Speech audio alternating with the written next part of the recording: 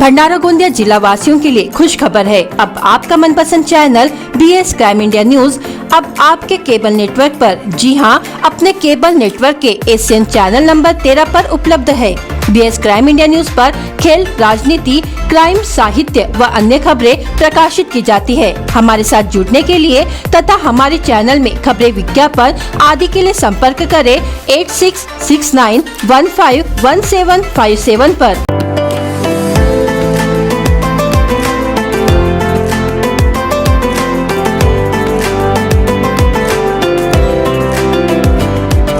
Police अधिकारी बनने का सपना देखने वाले कोमल IPS बनकर जब गांव लौटे तो ग्रामीणों ने उन्हें घोड़े पर बैठाकर उनका नए अंदाज में स्वागत किया। गोंदिया के मुर्री गांव के कोमल सूर्यवंशी यह 2011 में गोंदिया पुलिस दल में सिपाही पद पर शामिल हुए थे, पर पुलिस अधिकारी बनने का सपना देखने वाले कोमल की दृढ़ता और लगन से 2021 में 10 साल के बाद पुलिस में कार्यरत होते हुए MPSC की परीक्षा दी। महाराष्ट्र में 281वां रैंक प्राप्त करते हुए 10 महीने कठोर प्रशिक्षण के बाद पुलिस उप निरीक्षक होने का सम्मान कोमल ने हासिल किया। कोमल के हौसले को और कामयाबी को देख ग्रामीणों ने कोमल सूर्यवंशी का धूमधाम से घोड़े पर बैठाकर उनकी रैली निकालकर स्वागत किया।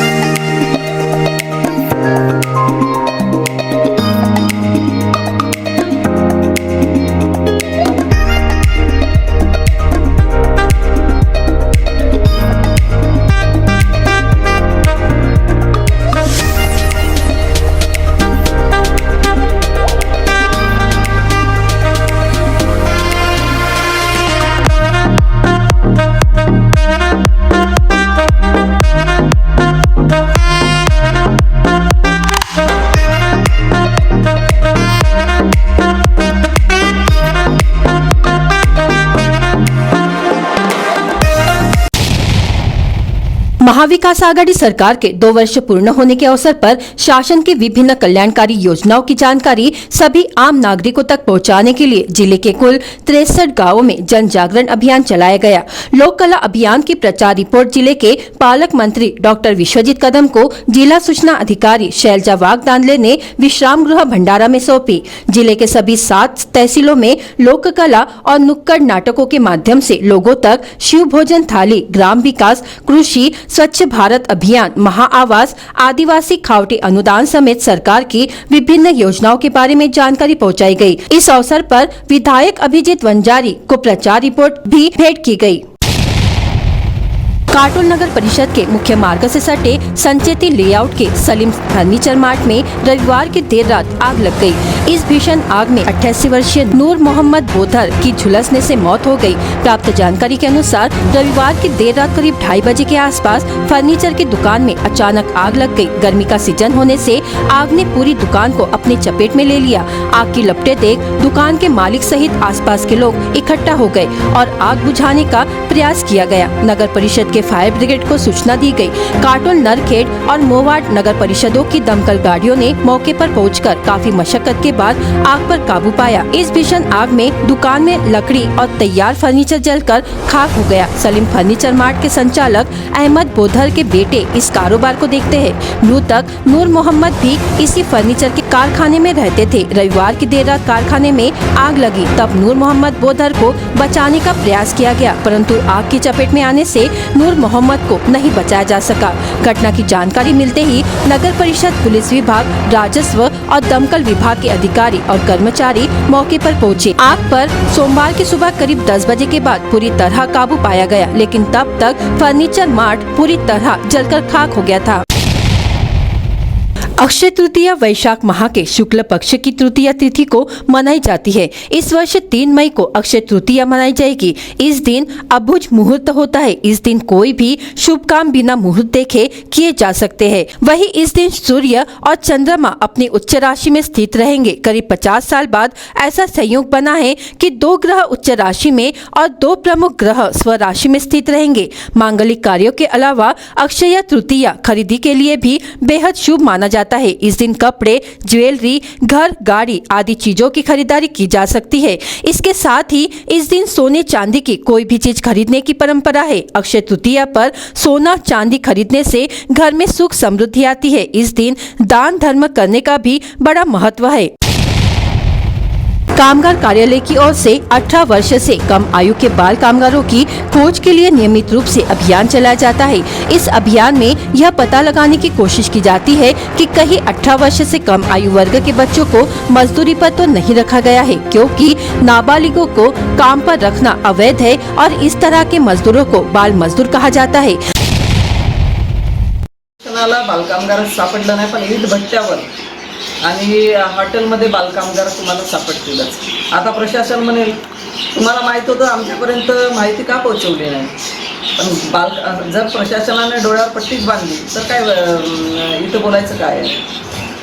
आणि बालकामगार यांना कसे ते दाखवतील? जो आम पब्लिक आहे, आम पब्लिकला तुम्ही सांगा की यांच्याकडे असे असे आहे आणि आवाहन करा, आम पब्लिक तुमच्यापर्यंत फोन करेल। आणि जे 18 वर्षाखालील मुलं आहेत आणि जे कामावर जात असतील तर त्यांना बालकामगार म्हणून संबोधलं जाते। तर या मुलांना मुख्य प्रवाहात आणावं आणि त्याच्यासाठी त्यांच्या आईवडिलांनी त्यांना कामावर पाठवू नये म्हणून आईवडिलांना सुद्धा रोजगाराची साधने प्रशासनाने उपलब्ध करून द्यावी अशी मी विनंती करते।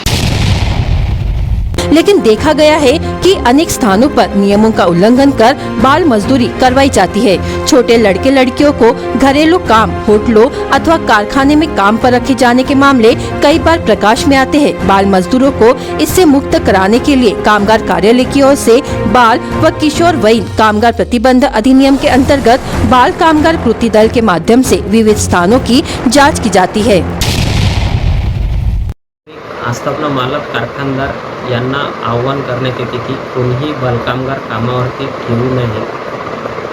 जर कोणीही व त्यांच्या हिताची बालहक्काचे संरक्षण करण्याबाबत योग्य ती सर्वतोपरी काळजी घ्यावी। जर कोणी कामावरती बालकामगार कामावरती ठेवताना आढळल्यास त्याबाबतची तक्रार सहाय्यक कामगार यांचे कार्यालय गोंदिया येथे नोंदवावी असे सर्व नागरिकांना आवाहन करण्यात येत आहे। जे आस्थापना आहेत त्यांना भेटी देऊन नियमित तपासणी करण्यात येतात। जर कोणी यासंबंधी आढळला काम करताना तर त्यावर योग्य कारवाई करण्यात येते। पुनर्वसन के कार्यों में निर्माण हो रही समस्याओं को शीघ्र सुलझाकर पुनर्वसन किए गए नेरला व खापरी में नागरिक सुविधाओं की पूर्तता किए जाने के निर्देश पालक मंत्री डॉक्टर विश्वजीत कदम द्वारा सोमवार 25 अप्रैल को दिए गए। पौनी तहसील अंतर्गत वाही के विश्राम गृह में आयोजित की गई सभा में वे बोल रहे थे। बैठक में विधायक एडवोकेट अभिजीत वंजारी, जिलाधिकारी संदीप कदम, मुख्य कार्यकारी अधिकारी विनय मून, पुलिस अधीक्षक वसंत जाधव, गोसेखुर्द प्रकल्प के अधीक्षक अभियंता अंकुर देसाई सहित वरिष्ठ अधिकारी उपस्थित थे। गोसेखुर्द के संपूर्ण संचय स्तर तक पानी संग्रहण करने के लिए स्थानांतरित किए गए परिवारों की वर्तमान की परिस्थिति का पालक मंत्री कदम ने जायजा लिया। विदर्भ सिंचाई विभाग द्वारा इस समय प्रकल्प की वर्तमान स्थिति को दर्शाने वाला प्रस्तुतिकरण किया गया। 80% परिवारों का पुनर्वसन होकर खापरी व नेरला के संदर्भ में समस्याओं का निराकरण किए जाने की जानकारी जिलाधिकारी द्वारा दी गई। जिले के 34 बाधित गाँव ठान में से 28 गांव का पुनर्वसन किया गया है। 23 गांव में नागरिक सुविधाओं को पूर्ण कर जिला परिषद को हस्तांतरित कर दिया गया है। वहीं 18 गांवों को राजस्व गांव का दर्जा मिला है। स्थानांतरित किए गए 4721 परिवारों में से 2806 परिवारों का पुनर्वसन किया गया है। प्रकल्प का काम पूर्ण करने के लिए दिसंबर 2023 का लक्ष्य रखा गया है। इस दृष्टि से नियोजन कर अधिकारियों को काम करने के निर्देश पालक मंत्री कदम द्वारा दिए गए। प्रकल्प को पूर्ण करने के लिए 1500 करोड़ रुपए निधि की आवश्यकता होकर इस संदर्भ में प्रयास किया जाएगा। यह जानकारी पालक मंत्री विश्वजीत कदम ने दी। बैठक के उपरांत गोसेखुर्द मुख्य बांध का जायजा लिया गया। अधीक्षक अभियंता अंकुर देसाई ने प्रकल्प कार्यों के संदर्भ में जानकारी दी। विधायक नरेंद्र भोंडेकर के हस्ते तहसील के विविध गांवों में 4 करोड़ 30 लाख रुपए की लागत से विविध विकास कार्यों का भूमि पूजन किया गया। महात्मा गांधी राष्ट्रीय ग्रामीण रोजगार गारंटी योजना के तहत 4 करोड़ 30 लाख रुपए के विकास कार्य भंडारा तहसील के सोनोली, खोकरला, हत्तीडोई, ठाना, सिल्ली, गुंथारा, माटोरा, खमारी, बेलगांव, मांडवी आदि गाँव के कामों का समावेश है। इस अवसर पर जिला प्रमुख अनिल गायधने, उप जिला प्रमुख सुरेश धुर्वे, तहसील प्रमुख राजेश सार्वे, युवा सेना विधानसभा प्रमुख आशीष चौड़े उपस्थित थे। एक तरफा प्रेम में सड़क छाप मजनू बने एक शादीशुदा युवक या भुक्तभोगी युवती को पिछले कुछ दिनों से लगातार परेशान कर रहा था। बात यहां तक पहुंची कि युवती के सगाई रोकने के लिए युवक ने स्वयं के शरीर पर पेट्रोल डाला एवं युवती से छेड़खानी तथा गाली गलौज करने लगा। लाखांदूर पुलिस ने आरोपी को अरेस्ट किया है। पुलिस मामले की जाँच कर रही है।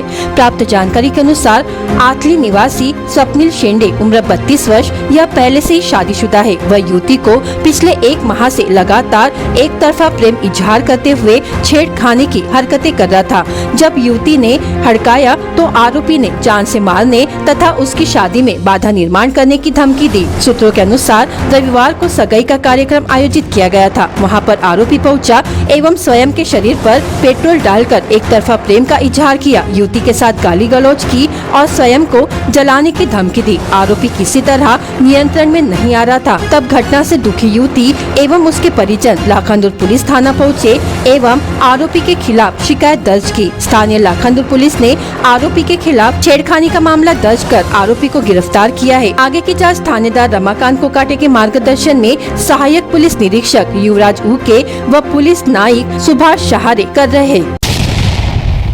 वर्धा शहर के महादेवपुरा स्थित गद्दी के दुकान में सोमवार की दोपहर आग लगी।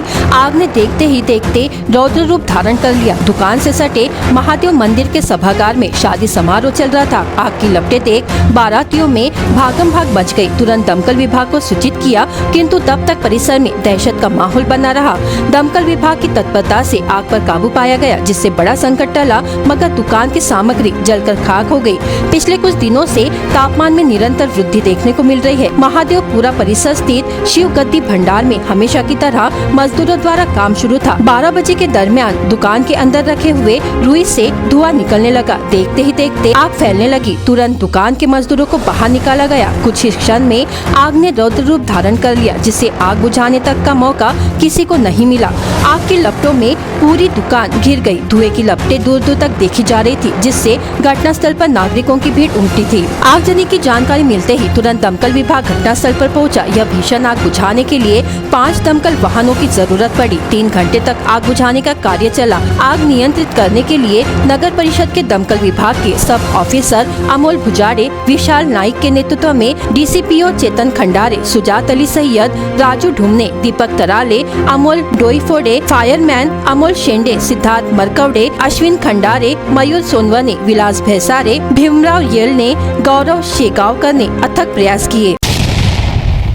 मार्च के प्रथम सप्ताह से तापमान बढ़ने लगा, जिसके चलते इसका असर जल स्रोतों पर हुआ है। बढ़ते तापमान के साथ ही पानी की मांग बढ़ गई है और ऐसा लगता है कि आने वाले वर्षों में भूजल स्तर काफी नीचे जा सकता है। मई जून माह में तहसील के अधिकांश भाग में पानी की किल्लत पैदा होने की संभावना व्यक्त की जा रही है।